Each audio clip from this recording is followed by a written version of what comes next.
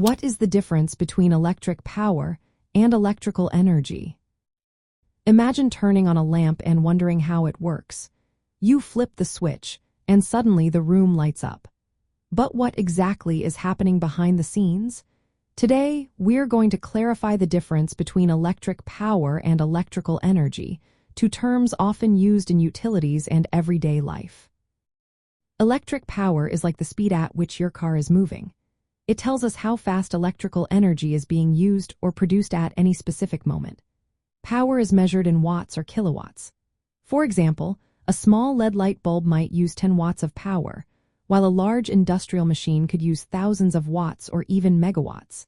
When you see a device labeled with its wattage, that's telling you how much power it consumes or generates at that moment. Electrical energy, on the other hand, is the total amount of work done or energy used over a period of time. It's measured in watt-hours or kilowatt-hours. Think of it like the distance traveled in a car. The longer you drive, the more energy you consume. If you run a 100-watt light bulb for 10 hours, it uses 1,000 watt-hours or 1 kilowatt-hour of electrical energy. That's the total energy consumed during that time. From a utility's point of view, managing electric power is essential for keeping the grid stable. They need to supply enough power to meet the highest demand at any moment, which is called peak power.